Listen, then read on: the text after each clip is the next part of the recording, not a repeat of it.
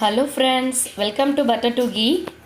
இன்றைக்கி நம்ம சென்னா மசாலா ஒரு புது டேஸ்ட்டில் எப்படி பண்ணுறதுன்றதை பார்க்க போகிறோம். இதுக்கு முன்னாடியே 2 மெத்தட் நான் அப்லோட் பண்ணியிருக்கேன். இது தேர்ட் மெத்தட் நம்மளோட சேனலில். இது கொஞ்சம் அந்த தாபா ஸ்டைலில் இருக்கும், பட் டேஸ்ட் ரொம்ப நல்லாயிருக்கும். இதுக்கு பார்த்திங்கன்னா டிஃப்ரெண்ட்டாக நம்ம பண்ண போகிறோம். இதை ஃபஸ்ட்டு ஒரு டிப்ஸு சொல்லிடலான் இருக்கேன் நான். இப்போ நீங்கள் சென்னா ஊற வைக்க மறந்துட்டீங்க அப்படின்னு வச்சுக்கோங்களேன். சம்டைம்ஸ் இந்த ஆயுத பூஜை இந்த மாதிரி பூஜை நேரத்தில் நம்ம ஊற வைக்க மறந்துடுவோம். அந்த மாதிரி நேரத்தில் ஹாட் பேக் எடுத்துக்கோங்க. நல்லா தண்ணியை கொதிக்க வைங்க. கொதிக்க வச்சு ஹாட் பேக்கில் தண்ணியை ஊற்றிட்டு அதுக்கு மேலே இந்த சென்னாவை போட்டு க்ளோஸ் பண்ணி வச்சுட்டீங்க அப்படின்னா நீங்கள் 8 ஹவர்ஸ் ஊறணும், 7 ஹவர்ஸ் ஊறணும்னு சொல்லுவோம். பட் இந்த மாதிரி இது பண்ணிங்க அப்படின்னா ஒரு 2 to 3 ஹவர்ஸ்லேயே நீங்கள் செக் பண்ணி பாருங்கள். டெஃபினட்டாக அது 8 ஹவர்ஸ் ஊறின மாதிரி ஊறியிருக்கும். இடையில அந்த ஹாட் பேக்கை ஓப்பன் பண்ணி பார்க்காதீங்க. இங்கே பாருங்கள், இன்றைக்கி நான் அப்படி தான் அதை இது பண்ணியிருக்கேன். நல்லாவே ஓரளவுக்கு இதாக இருக்குது பாருங்கள். அதனால் நீங்கள் இந்த மெத்தடில் ஒரு தடவை ட்ரை பண்ணி பாருங்கள். இப்போ நான் இந்த சென்னாவை குக்கரில் மாற்றிக்கிறேன். இப்போ நான் குக்கரில் எல்லா சென்னாவையும் ஊற வச்சதை சேர்த்துட்டேன். இப்போ நம்ம அடுத்து என்ன பண்ணுவோன்னா, ஒரு நல்லா சுத்தமான ஒரு ஒயிட் துணி எடுத்துக்கோங்க. துணி எடுத்துக்கிட்டு அதில் ஒரு பட்டை, 4 கிராம்பு, ஒரு ஏலக்காய் தட்டி வச்சுருக்கேன், 1 ஸ்பூன் அளவுக்கு டீ தூள் ஆட் பண்ணுறேன். இதோட ஃப்ளேவரும் அந்த கலரும் மாறி கொடுக்கும். நல்லா கொஞ்சம் அதிகமாக கூட ஆட் பண்ணிக்கலாம். இப்போ இதை பார்த்திங்கன்னா ஒரு முடிச்சு மாதிரி நம்ம கட்டிக்க போகிறோம். இங்கே பாருங்கள், நம்ம அதை முடிச்சியாக கட்டிட்டோம். இதை நம்ம அந்த சென்னாவோட ஆட் பண்ணிக்கலாம். அது கூடவே தண்ணி ஒரு 1.5 டம்ளர் அளவுக்கு தண்ணி ஆட் பண்ணியிருக்கேன் நான்.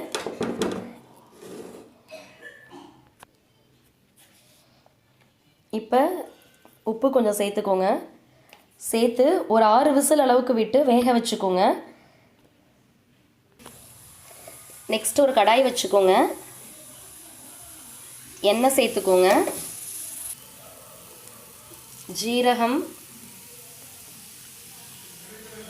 அது கூடவே கல்பாசி ஒரு 1/4 ஸ்பூன் அளவுக்கு சேர்த்துக்கலாம். சேர்த்துட்டு கொஞ்சம் கலந்து விட்டுருங்க. அதுக்கப்புறம் 2 பெரிய வெங்காயம் நான் அரைச்சி வச்சுருக்கேன். அந்த 2 பெரிய வெங்காயத்தை நம்ம சேர்த்துக்கலாம். அதில்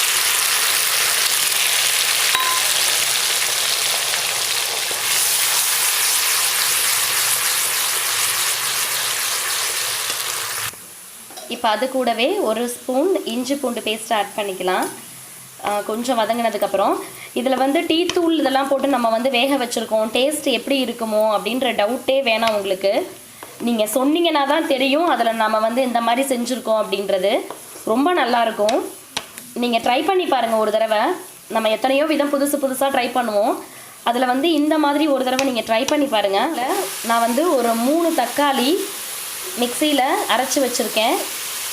அதையும் நம்ம அதில் சேர்த்துக்கலாம். 2 வெங்காயம், 3 தக்காளி அரைச்சிருக்கேன். இப்போ தண்ணி எதுவும் ஆட் பண்ணாதீங்க. மறுபடியும் இதையும் ஓரளவுக்கு நல்லா ஃப்ரை பண்ணிக்கோங்க. நல்லா வணங்கட்டும். இந்த அளவுக்கு தக்காளியும் வெங்காயமும் வதங்கினதுக்கப்புறம் கொஞ்சமாக மஞ்சள் தூள், மிளகாய் தூள் 1 ஸ்பூன் அளவுக்கு போட்டிருக்கேன், மல்லித்தூள் 1 ஸ்பூன். லாஸ்ட்டாக நம்ம ஒரு புது மெத்தடில் மிளகாத்தூள் ஆட் பண்ண போகிறோம். அதனால் இதில் ஒரு 1 ஸ்பூன் அளவுக்கு சேர்த்துக்கோங்க. ரொம்ப காரம் வேணும் அப்படின்னு நினைக்கிறவங்க இன்னும் ஒரு 1/2 ஸ்பூன் அளவுக்கு எக்ஸ்ட்ரா சேர்த்துக்கலாம். இப்போ இதையும் கொஞ்சம் நல்லா ஃப்ரை பண்ணி விட்டுருங்க. இப்போது இதெல்லாம் ஓரளவுக்கு வதங்கினதுக்கப்புறம் காஷ்மீரி ரெட் சில்லி பவுடர் கொஞ்சம் ஆட் பண்ணிக்கலாம். நம்ம ஆட் பண்ணிவிட்டு ரொம்ப நேரம் ஃப்ரை ஆக விட வேண்டாம். அதுக்கு மேலே இப்போது நம்ம வேக வச்ச சென்னா ரெடி ஆயிடுச்சு. இதிலேருந்து அந்த நம்ம கட்டின மூட்டையை மட்டும் எடுத்துடலாம். எடுத்துட்டு இதில் பாதி அளவுக்கு இதில் சேர்த்துடலாம். நம்ம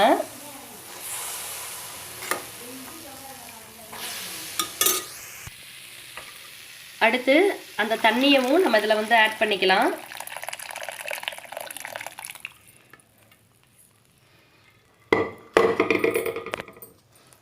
ஆட் பண்ணி நல்லா கலந்து விட்டுருங்க.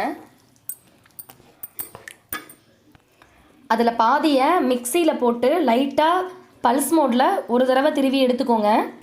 இப்போது நம்ம மிக்சியில் போட்ட இந்த சென்னாவையும் இது கூடவே ஆட் பண்ணிக்கலாம். ஆட் பண்ணிவிட்டு இப்போ இதை நல்லா கலந்து விட்டுருங்க. இப்போ வந்து ஓரளவுக்கு நல்லா திக்காகும். இப்போது எந்த அளவுக்கு உங்களுக்கு தண்ணி வேணுமோ அந்த அளவுக்கு தண்ணி சேர்த்துக்கோங்க.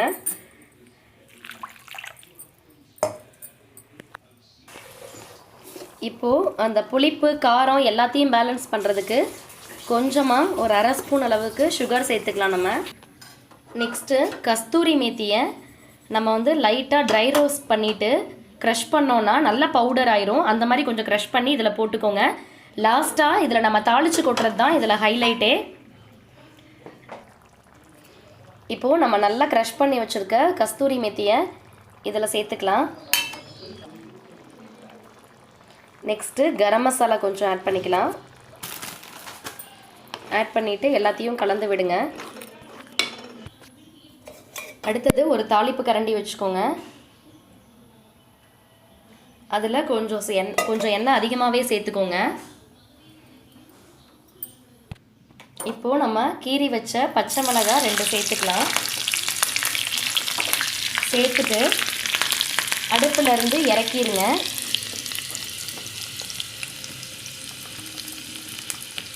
அதுக்கப்புறம் ஒரு அரை ஸ்பூன் மிளகாத்தூள் சேர்த்துக்கோங்க. சேர்த்து